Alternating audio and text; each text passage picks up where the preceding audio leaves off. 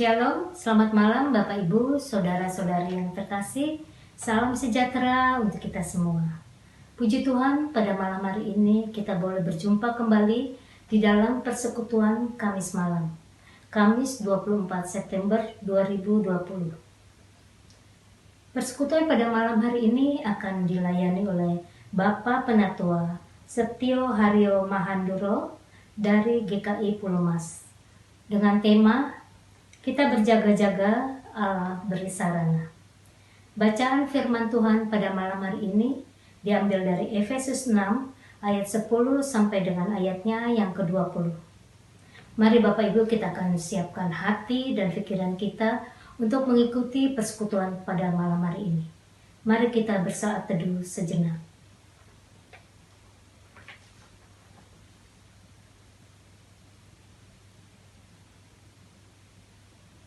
Baik Bapak Ibu, kita akan memulai persekutuan kita pada malam hari ini. Kita akan menaikkan pujian dari Kidung Jemaat 332, Kekuatan serta Penghiburan.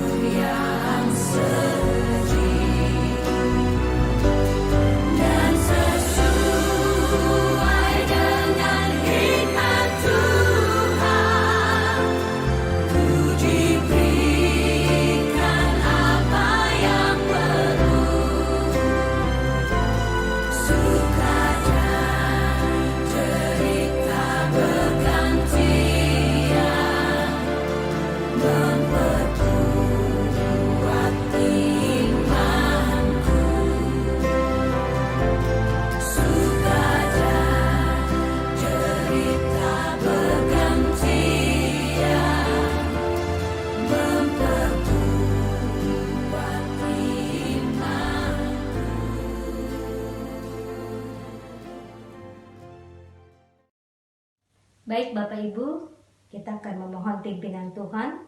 Marilah kita bersatu di dalam doa.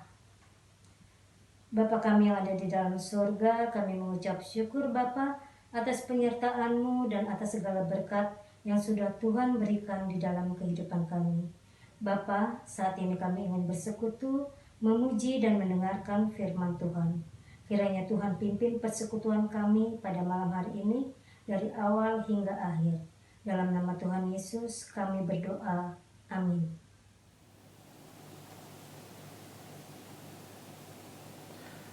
Salam sejahtera bagi jemaat Tuhan dimanapun kita berada pada saat ini. Pada saat ini kita akan mendengarkan firman Tuhan untuk menguatkan diri kita dan untuk memelihara iman kita kepada Tuhan Yesus Kristus. Sebelumnya mari kita bersatu di dalam doa. Ya Tuhan, Allah, teman seperjalanan kami di dalam kehidupan ini, kami mengucap syukur atas tangan penyertaan Tuhan di dalam kehidupan kami. Pada saat ini Tuhan, kami sebagai jemaat-Mu bersekutu untuk bersama diingatkan kembali melalui firman yang akan bersama kami perdengarkan. Kiranya firman yang kami dengarkan ini dapat menjadi kekuatan bagi perjalanan hidup kami, dapat memelihara iman, pengharapan, dan kasih kami kepada-Mu Tuhan. Berkati hamba Tuhan di tengah kekurangan yang hamba punyai, biarlah setiap kalimat yang keluar dari mulut hamba seturut dengan kehendak-Mu. Inilah doa kami di dalam nama-Mu Tuhan Yesus Kristus, Tuhan Sang Pemelihara kehidupan di dalam perjalanan kami. Amin. Jemaat Tuhan, kita akan membuka Alkitab kita dari surat Rasul Paulus kepada jemaatnya di Efesus. Efesus 6 ayat 10 sampai dengan 20. Sekali lagi, Efesus 6 ayat 10 sampai dengan 20. Saya akan membacakannya untuk kita sekalian. Perlengkapan rohani. Akhirnya, hendaklah kamu kuat di dalam Tuhan, di dalam kekuatan kuasa-Nya. Kenakanlah seluruh perlengkapan senjata Allah, supaya kamu dapat bertahan melawan tipu muslihat iblis. Karena perjuangan kita bukanlah melawan darah dan daging, tetapi melawan pemerintah-pemerintah, melawan penguasa-penguasa, melawan penghulu-penghulu dunia yang gelap ini, melawan roh-roh jahat di udara. Sebab itu, ambillah seluruh perlengkapan senjata Allah, supaya kamu dapat mengadakan perlawanan pada hari yang jahat itu dan tetap berdiri sesudah kamu menyelesaikan segala sesuatu. Jadi berdirilah tegap, berikat pinggangkan kebenaran dan berbaju zirahkan keadilan. Kakimu berkasutkan kerelaan untuk memberitakan Injil damai sejahtera. Dalam segala keadaan, pergunakanlah perisai iman, sebab dengan perisai itu, kamu akan dapat memadamkan semua panah api dari si jahat. Dan terimalah ketopong keselamatan dan pedang roh, yaitu firman Allah.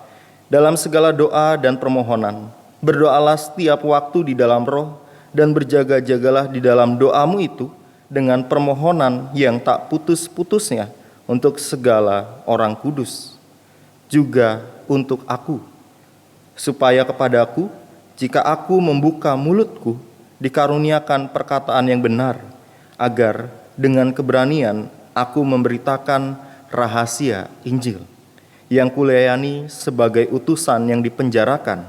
Berdoalah supaya dengan keberanian aku menyatakannya, sebagaimana seharusnya aku berbicara. Sedemikian jauh pembacaan kita akan firman Tuhan. Berbahagialah diri kita yang melakukannya di dalam keseharian kita. Amin. Firman-Mu ku pegang selalu, saat duka, saat senang, jalan hidup yang akan datang.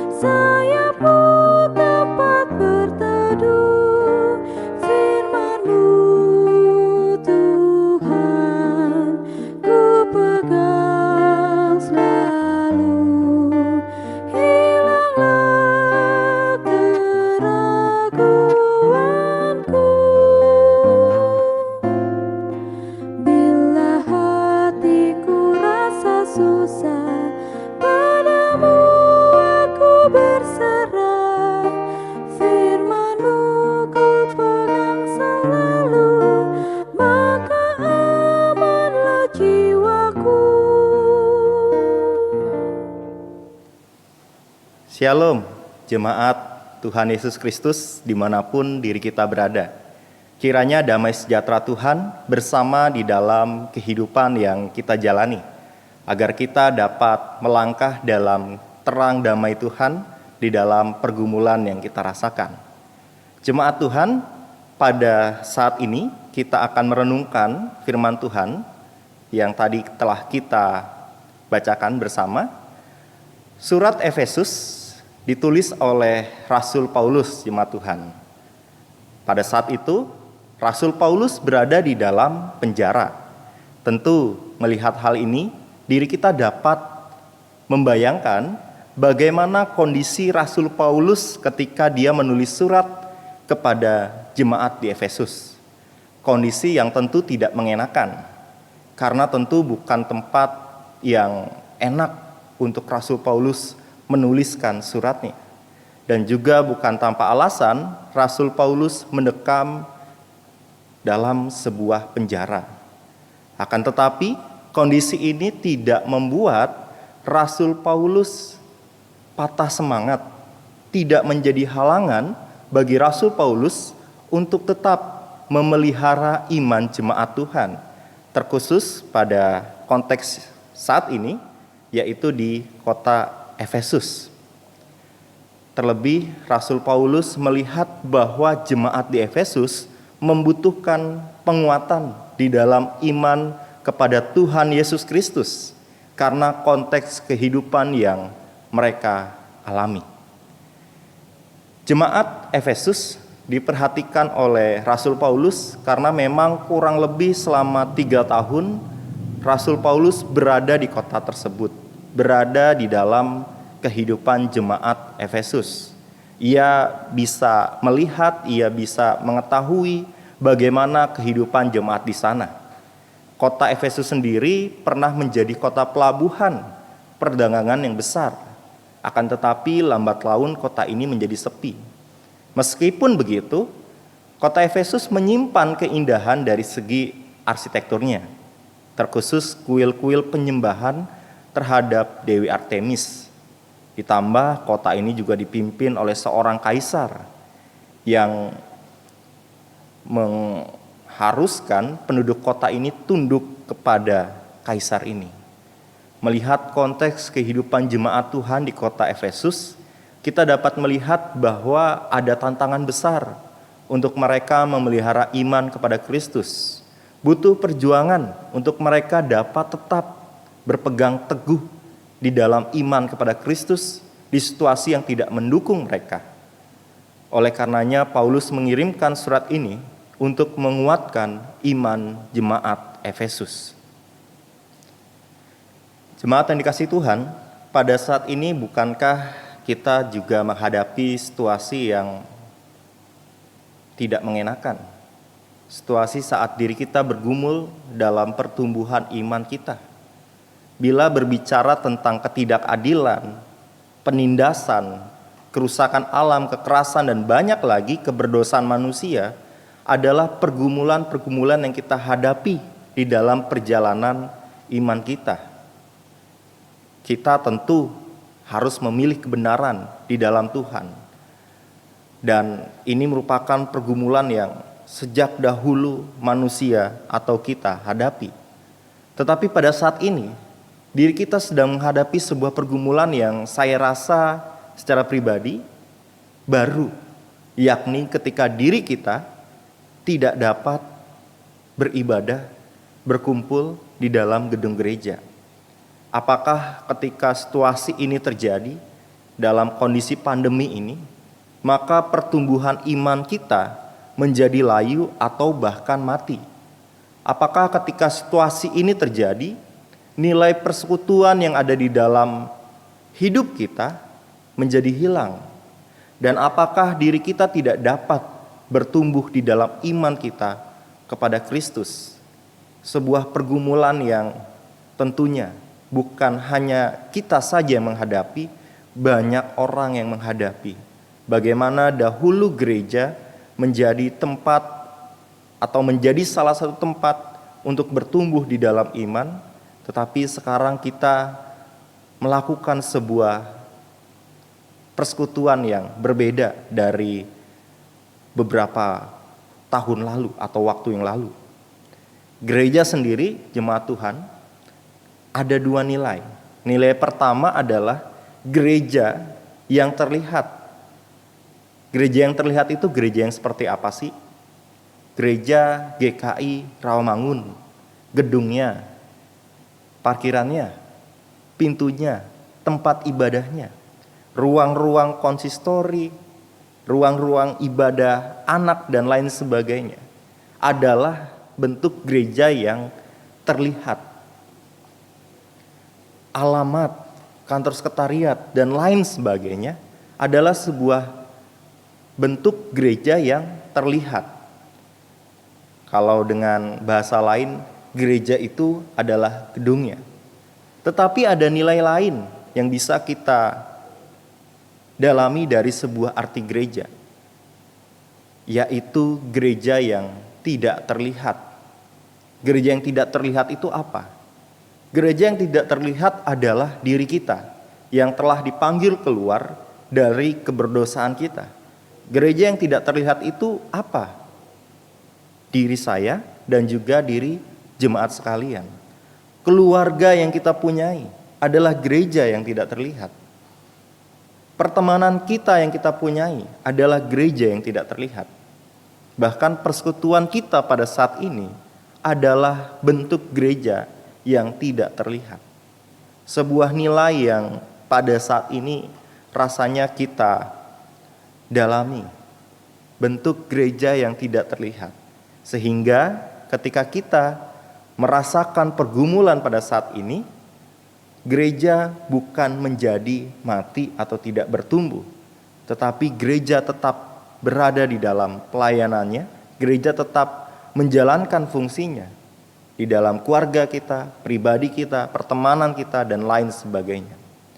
Dan ini merupakan bentuk dari gereja yang terus bertumbuh di dalam iman, pengharapan, dan kasih kepada Kristus. Jemaat yang dikasihi Tuhan Yesus Kristus, Rasul Paulus memberikan pesan kepada jemaat di Efesus menghadapi pergumulan yang jemaat Efesus rasakan. Dan tentu juga pesan ini dapat kita rasakan di tengah pergumulan kita saat ini. Sehingga di tengah pergumulan ini iman kita tidak layu, iman kita tidak mati, tetapi terus bertumbuh di dalam keseharian kita. Pesan yang pertama adalah kuat di dalam Kristus. Hal ini ingin ditegaskan oleh Rasul Paulus agar jemaat Tuhan tetap bersandar kepada Tuhan. Paulus ingin mengingatkan akan komitmen yang jemaat punyai, kita punyai, tentang iman kepada Tuhan. Mengapa hal ini penting? Karena Rasul Paulus menyadari bahwa diri kita hidup di dalam pergumulan yang tidak mudah. Bahwa hidup kita sedang berperang melawan iblis yang mencoba membawa kita kembali ke dalam keberdosaan yang kita punyai. Oleh karenanya, dalam menghadapi hal ini, agar kita bisa kuat di dalam Kristus, Rasul Paulus juga memberikan wejangan akan hal apa yang perlu kita persiapkan. Pertama adalah nilai kebenaran dan keadilan. Hal ini yang perlu ada di dalam diri kita. Yang kedua, semangat untuk memberitakan Injil dimanapun diri kita berada. Jadi tadi tugas gereja itu tidak berhenti ketika gedung gereja tidak dapat menjadi tempat persekutuan, tetapi bisa terus mengabarkan Injil melalui pribadi kita, keluarga, dan apa yang kita lakukan. Yang selanjutnya, peliharalah iman untuk tidak padam dan teruslah mendalami firman Tuhan. Sehingga adanya persekutuan seperti ini menjadi sebuah sarana untuk kita mendalami firman Tuhan.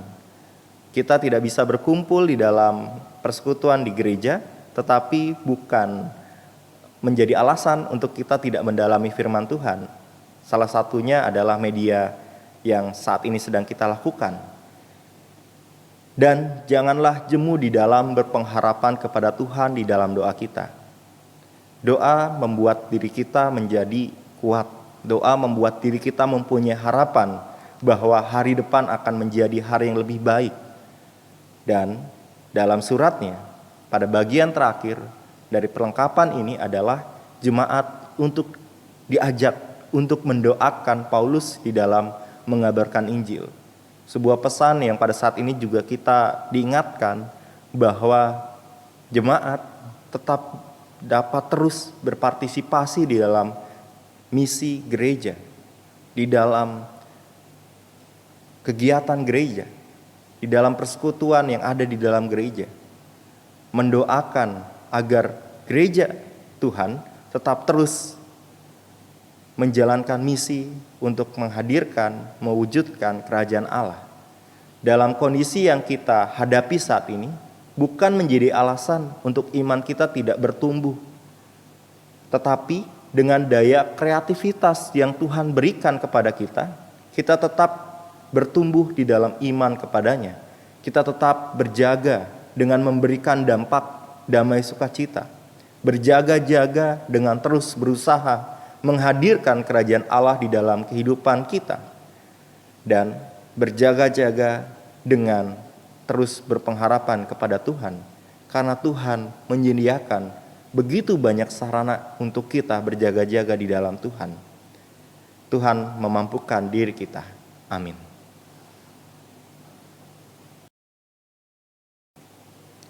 Jemaat yang dikasihi Tuhan, mari kita bersatu di dalam doa. Dalam perjalanan kehidupan yang kami lalui, banyak godaan, banyak hal yang mengajak kami untuk meninggalkan Engkau Tuhan, menggoda kami untuk melakukan keberdosaan. Kiranya Tuhan, Engkau tolong kami, Engkau kuatkan kami melalui persekutuan, melalui pembacaan Alkitab dan lain sebagainya, untuk kami terus berpegang di dalam tangan penyertaan-Mu, untuk kami terus menumbuhkan iman kami kepadamu Tuhan. Berkati kami Tuhan di dalam kehidupan persekutuan kami di gereja-Mu. Kiranya sarana-sarana yang ada memberikan kami pilihan, memberikan kami sebuah jalan untuk tetap bersekutu di dalam persekutuan gereja-Mu. Kami juga berdoa untuk kehidupan pekerjaan kami. Kiranya Tuhan mampukan kami untuk dapat memberikan yang terbaik dalam pekerjaan yang kami punyai, sebagai ungkapan rasa syukur kami atas kesempatan yang Tuhan berikan pada kami. Kami juga berdoa Tuhan untuk bangsa negara kami, bangsa yang kami cintai ini Tuhan, bangsa Indonesia, yang pada saat ini dan juga seluruh dunia sedang bergumul oleh karena pandemi COVID-19.